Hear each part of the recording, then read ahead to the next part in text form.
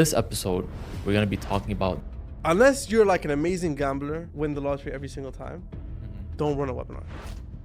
So why can't I just do webinars every week then? When you're launching a webinar, you're basically gambling. What about challenges? Is you spend, let's say, 100 a day for the next 3 weeks. And you only had to pick one of these three. With a VSL, on day one, we run ads. Which one of these three is the best? You'll have people booking in calls, not to learn about what you have to offer. All right, welcome back, guys, to another episode of the Two Bearded Info Guys podcast, where we talk about how you can scale high ticket offers and make a lot more money with them. This episode, we're going to be talking about different funnel types, more specifically VSL funnels versus webinars versus challenges. Which ones are the best? Which ones are the worst? Which ones should you run? And what are the pros and cons of each one? And when do you use them? So, Hamad, you're the marketing guy, bro. You know exactly how all three work. Yeah. So, speak to us, man. This is the most exciting episode for me because, bro, we argue about this all the time, man. Like, all the time we argue about this. And then we have clients, and there's a lot of funny stories that we can actually share on this from past experience. But yeah, okay. So VSLs, webinars, challenges. Right now, everyone and their mother is saying run a webinar, live webinars, Including myself. Everyone, just run live webinars for everyone. They work. Live webinars are amazing, but you need to understand all the risks that come with them. Live webinars, fantastic. Should you do them when you're first launching a brand new offer? Absolutely not. Why not? Absolutely not. Just never run a live webinar. Why? You should never do this while launching an offer. But why? Here's why. Unless you're like an amazing gambler and like you go to the casino and you're able to like, win the lottery every single time, don't run a webinar because that's the equivalent. Literally, when you're launching a webinar, you're basically gambling. It's the equivalent of gambling. How so? Because, okay, so we're going to assume it's a brand new offer. There's no organic. If there is organic, ignore what I'm saying. Webinars are amazing. If you have an organic following and you're launching a new offer, fantastic. If not, here's what a webinar looks like. And we're going to be very aggressive. You're going to run ads for, let's say, 3 weeks, your first webinar. That first week, you're testing. The second week, okay, you're scaling things up. And then 3, that's where you're getting the final kind of like people to sign up. So you generally speaking need 2 to 3. 2 is if you're cutting it very, very short. 3, if you're a bit more conservative, but still on the aggressive side. So you're working 3 weeks, not to mention all the systems in the webinar planning and everything. So maybe you spend a month to get this whole webinar ready.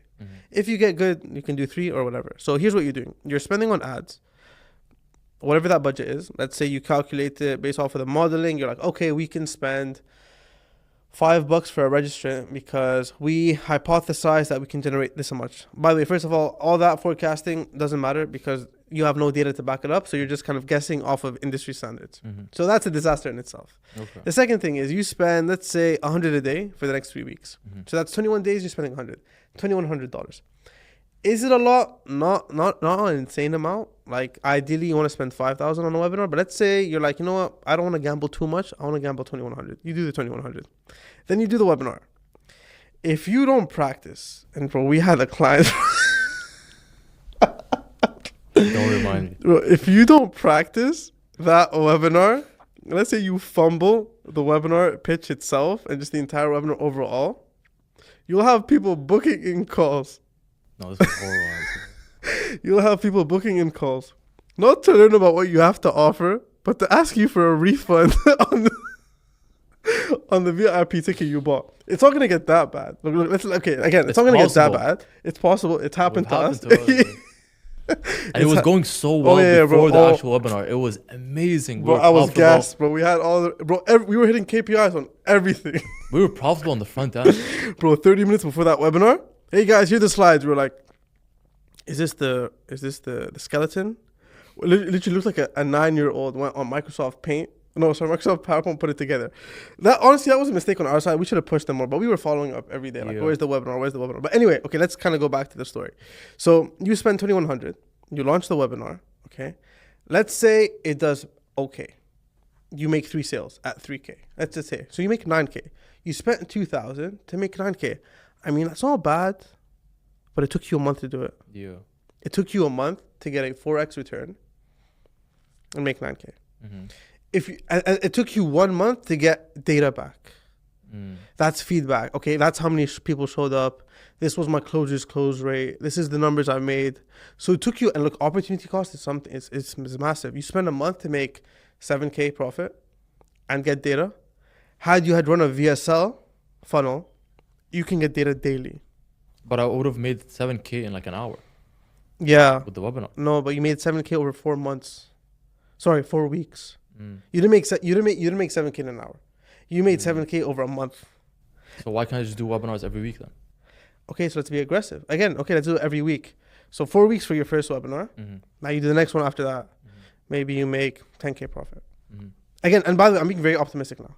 Let's say you keep doing that. It still took you 2 months to make, let's say, 50K across all the some of your webinars. And that's assuming the first webinar does well. By the way, most offers, the first one webinar, you're just collecting data. It's a flop. You might break even. You're just getting data. You're like, okay, this is our revenue per registrant. Here's how much we can spend to acquire a registrant. Okay, we got an idea. You're not really making money. With a VSL, on day one, we run ads. We get booked calls. Okay, this is our cost per booked call. What's our show rate? You find that out by day 2. Close rate, the same exact day. Within 2 days, you understand whether the offer is even going to work. Is it product market fit? You see how your close rate is doing. And you can actually collect revenue in the first day. Second day, you can actually make sales. With a webinar, you don't even know if the offer is going to work. So keep this in mind. It took you a month to do your first pitch. So you're going to get your first feedback in 4 weeks in about how people respond to the offer. On a sales call, you can change the offer on the spot. Someone wants extra coaching calls, done. I'll add in an extra coaching call. Okay. So now you get so much data faster. Day 2, 3, you're like, okay, this person wanted this thing. This is a limiting belief that person had. This is an objection that person had. Actually, you know what? The offer isn't exactly where it needs to be. We need to add this thing in. You can get all that data within 3 days. And you only spent $300. Within $300, you get so much data. You could possibly get revenue as well. And you get so much information out of it versus spending 4 weeks to run a webinar, script the webinar, plan the webinar, perform on the webinar in front of the camera, get people to book, show up, do the pitch, see how they feel like it, and then have them pay. One, it's a lot of complexity. It takes 4 weeks to find out. And if it doesn't work, it's like, damn, I literally gambled 2,100 and I made nothing, which is also very possible. In our case, we had people book it and say, give me back my money. That's actually crazy. Our closer... Oh man, our closer was hilarious, but he's like, I've never been on an offer where someone booked in a call with me to say, hey, I want my VIP ticket money back. Our top closer quit. Yeah, he literally quit. It's like, Yo, I'm out. No. It's like, nah, I'm out. So that's not to say don't run webinars. Honestly, if you've been running a VSL funnel, and I want to say like you're doing 50K consistently over 2 months, you have enough data to be like, okay, based off of all these Fathom recordings, Zoom recordings, whatever, I've got enough data to now know, here's what people want. Here's what people don't want. Here's how much I can price the offer, because probably you would have tested price. Here's the perfect ICP for me that I'm looking for. Now, when you craft the webinar, you know exactly how to run the ads to target the right person. You know exactly what to say, and you know what offer to make. This is something I learned from Dan Henry when I was working from him. There's only 3 things you need with the webinar. You need the right people, you need to say the right thing, and you need to make the right offer. If you have all those 3, you have an amazing webinar. But you can't get those 3 off of running one webinar. So you don't have enough data. Why would I run a webinar then? Like, what's the point? What are the pros? What are the benefits? The main benefit is it's a very fast cash. It's not a fast cash injection. It's a big cash injection. And it's very beneficial if you don't have a sales team that can close cold leads. So I'll tell you when to run a webinar. But before that, I want to talk about a client we consulted for that were running webinars. So I looked at all their numbers. They were running webinars and they were super happy. They were like, you know what, we're doing a webinar once a week. We're doing about 200-300K a month. I'm happy. We went through the numbers. You know what their cost per booked call was? It was $750. $750 was their cost per call, but they were selling a 3K offer or 4K offer. So like they were making a 4x return on ad spend, but they were spending $750 per booked call. Why though? That's when you factor in the cost per registrant, the cost for them to show, because again, if you have 100 signups, doesn't mean 100 show. Yeah. And then that's also to factor in how many people see the offer. So like look at the drop off. You got people that sign up, people that show, people that watch till the end, people that take the offer to book a call, people to show on that offer, and then close. There's 6 points of drop off. Yeah. The total cost per showed call was $750. Now, yeah, they had a crazy close rate because the webinar was good, Yeah. but you spent 750 to get a booked call. If the ROAS is there, again, why If not? the ROAS is there, why not? But again, like, imagine I told you we're running a VSL and our cost per call was 750. Yeah. You'd have a panic attack. You'd be like, yo, what do you mean it was Yeah, that's 750? crazy. So yes, the ROAS was there at 4x, but then you start to think, what is the opportunity cost? What if I run a VSL at a $200 cost per call? I'm still selling the True. same ticket price. I still have split it. I can break it up in payments. But then you gotta assume that the close rate will also be the same. And the Correct. ROAS It may drop. But again, if you have dogs on the team, they'll close the traffic. And that's why, and that brings back to the point I made before, is generally speaking, you want to run a funnel that also complements your sales team's skill set and comfort. So if you are running a VSL funnel to closers that only know how to close webinar leads, the VSL won't work. Because they're used to jumping on calls with people. that already just They're like, they know the offer, they're sold, all the limiting beliefs have been broken. They're like, yeah, I'm ready to pay. I have logistical objections. Can I break this up? Can I start tomorrow? Fear, I've never paid that much. It's like stuff where you can kind of just like handle, like you don't need a genius for it. With a VSL funnel, it's a much smaller consumption period. Maybe they watch a 10, 12-minute VSL. Even if they've watched it, probably they haven't watched the whole thing. Yeah. They book in a call, maybe they get some reminder emails, and then they're on a call with a closer. So the skill set of the sales team also plays a big role to that. So long story short, webinars work. I just would never use them to launch an offer. And if I were to use them to launch an offer, I would be comfortable to say I've got at least 2 to 5K that I'm ready to gamble. And I'm willing to bet on it because I can't attract a good salesperson. Yeah. So I'm dependent on being able to get a sales rep that can close webinar leads. What about challenges? Because webinars, you're saying, comes with all these different risks and headaches. Challenges is like webinars on steroids. Exactly. So Why would challenges. someone do that? So generally speaking, with challenges, one, it's very hard. It's not that it's hard, but it's a lot more work. So if you thought a webinar was difficult because it's an hour and a half, 3 hours of your time, with a challenge, it's like 3 to 5 days. So now look at all the different drop-offs. You've got the sign up. They have to show to day one. They have to watch all of day one. They have to show on day two, watch all of day two, show up on day three, watch the pitch. Day four if it's there, maybe day 5. They have to go through all these different days, get the pitch, and then show up. Now, granted, bro, challenge leads are probably the easiest leads to close. Like when I've run a challenge before, very, very, bro, you can have a checkout at that point and you can sell. Yeah. You can literally sell checkouts. Because they've You can close them over DM. So when I used to, so basically, in the past, working with Dan, when we used to run challenges, we'd have people put a 1K deposit and they would know the price is 25K in the challenge. So 1K deposit, 25K, and you close them over DMs. Just text them. Okay, here's a checkout link, pay. And that's it. You don't need sales calls. Yeah. But how much work was required beforehand to get them to that point? From a marketing perspective and the challenges and so on. It's like you need to ask yourself as the business owner, am I willing to stomach 1 to 2 months of me just putting money out there? Okay. Now, granted, as a cash injection, phenomenal. So like what I like to like advise, and like when we work with clients, is the VSL is always going to be the base. VSL should always be the base for multiple reasons. One, it allows you to test with small budgets. You get data very quickly, and you can understand what the market wants. My rule of thumb is like, you need it as like if you're building a tower, you need the foundation. Yeah. The VSL is the foundation of any like high ticket offer. If you have that, you get enough data, you're in a good spot. Sure, the closures do have to be better. They do have to be better to be able to close those leads, but it gives you enough information to now build on top. So now we want to run a webinar.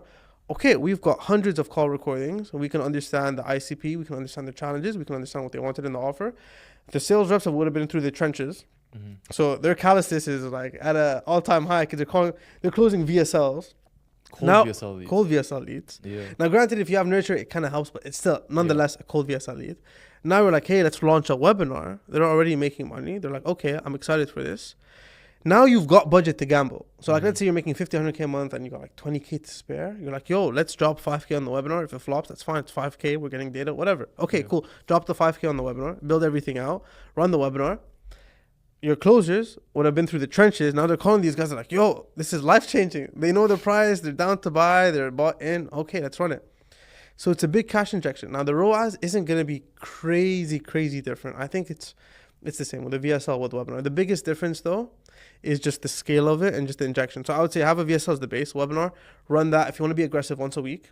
Most do once a month, but once a week you can run it. And then challenges, save that for like once a quarter. Have a really big challenge once a quarter, like once every 3 months, like a massive challenge. And this can be for everyone that maybe booked a call, didn't buy. It could be for no shows because it's very educational in nature, and it's almost like a low ticket ascension. Because Because capture everyone. yeah, so everyone that didn't close over those 3 months, maybe you have thousands of people in the CRM between the no shows, the unqualified, the not interested, whatever. Hey, we have a challenge. It's $49, $97. So it's basically a low ticket ascension funnel, but you kind of just like you manufacture the journey for them. Yeah.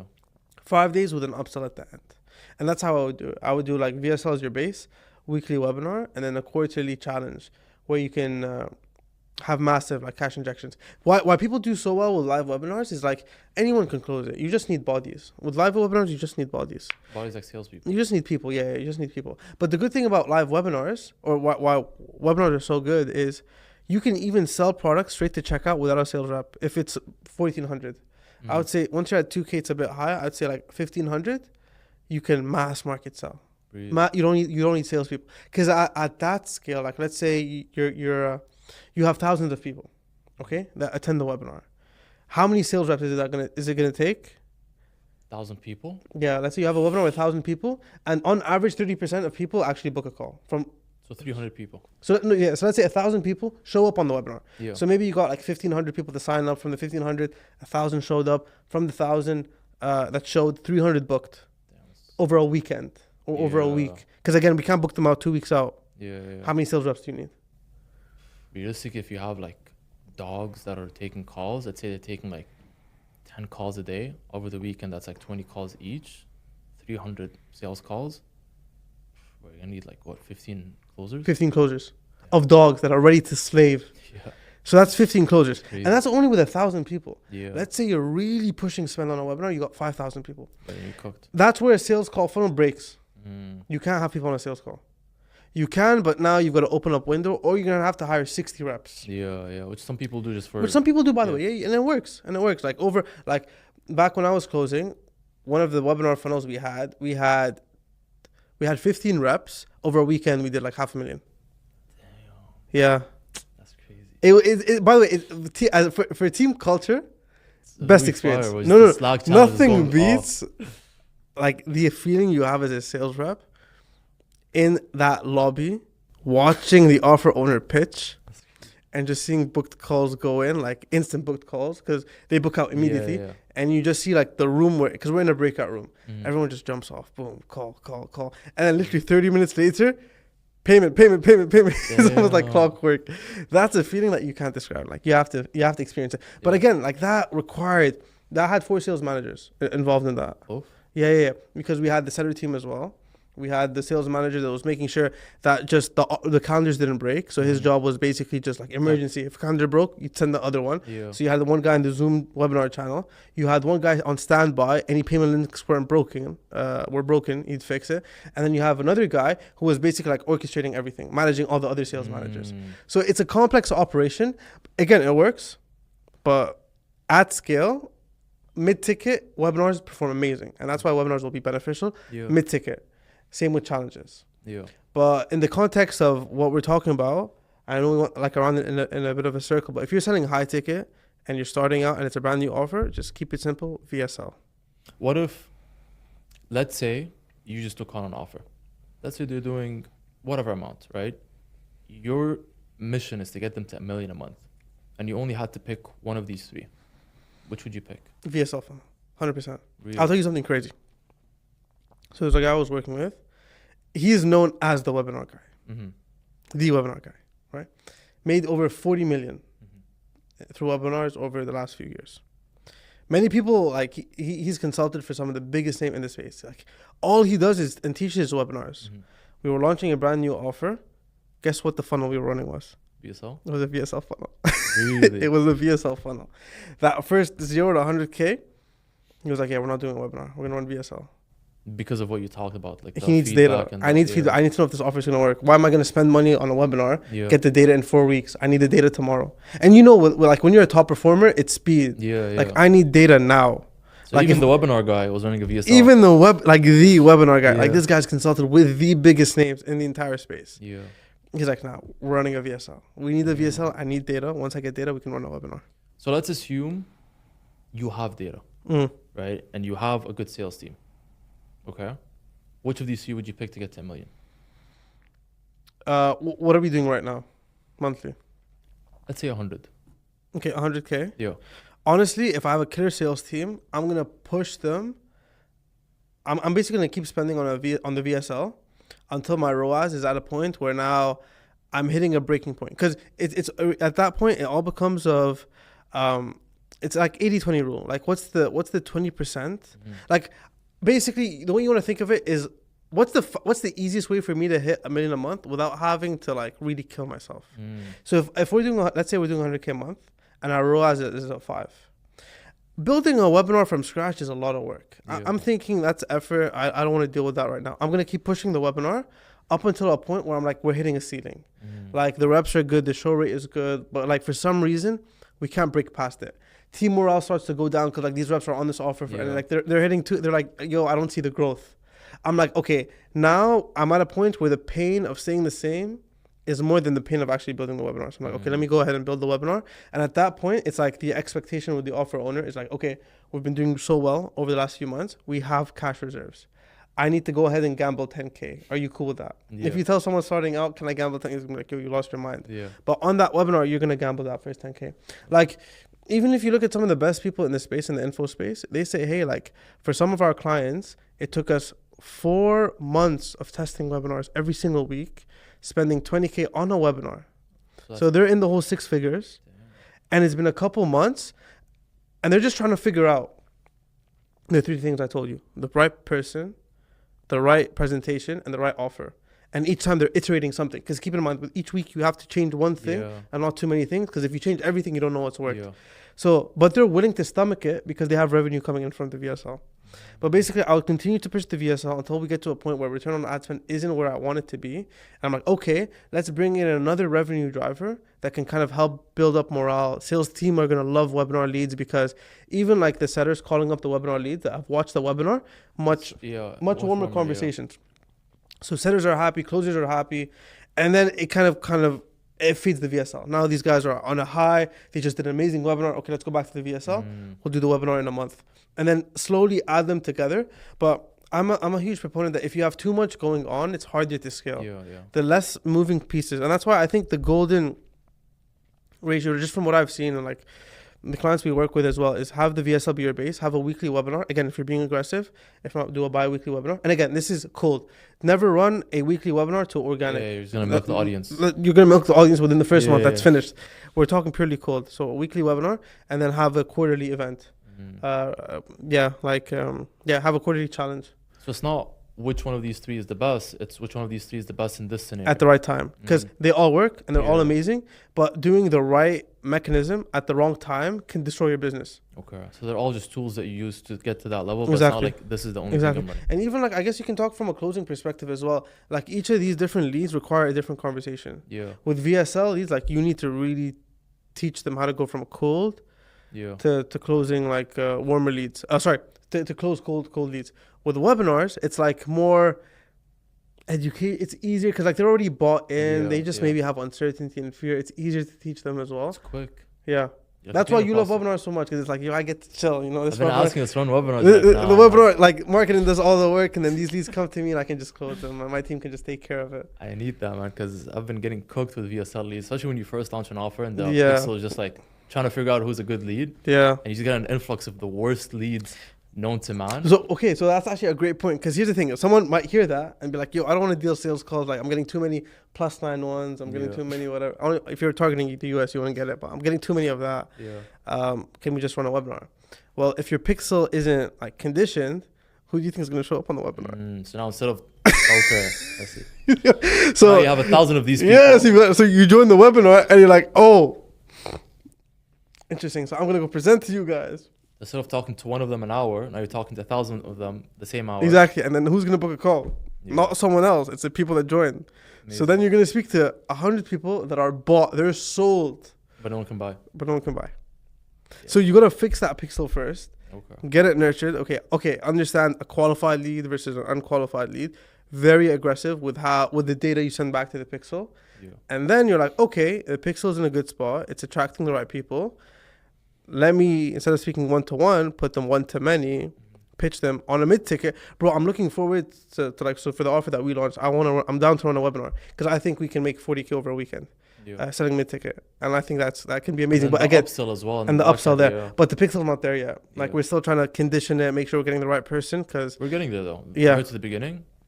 yeah, with our offer. But yeah, honestly, ever since we had that one client and we ran the webinar and I spent a month. PTSD. No, I'm actually traumatized from that account. I didn't take any hit. It was you because you did all the work. But Nah, bro, the salespeople were going.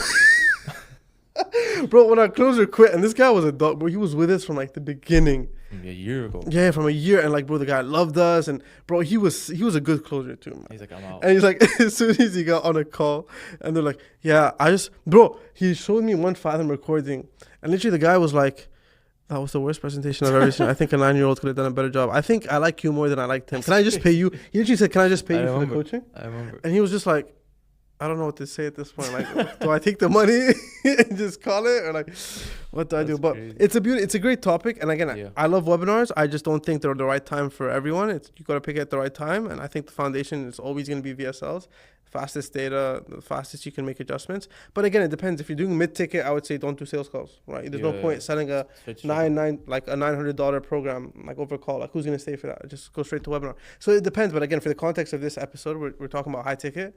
That's what we talk about mostly. Yeah. But again, like each offer is a bit different depending on the price point. But yeah, man, live webinars, don't run them if it's completely cold and your client is not able to present Oh yeah. Make sure that I learned that from that moment. Any client that wants to run a webinar, we're doing daily practice. We're going through the presentation. We're making sure it's locked in, no tech issues. The slide deck can't look like a PowerPoint paint, like a paint. It's so sometimes you can't even speak anymore. Yeah. I think let's end the episode here. Yeah, I think we can wrap it up here. Hopefully you guys found this beneficial and useful for you guys. If it was, make sure you subscribe, like, and leave a comment below if you have any questions. Check out the links in the description as well to reach us if you want to work with us or learn from us. And we'll see you guys on the next episode.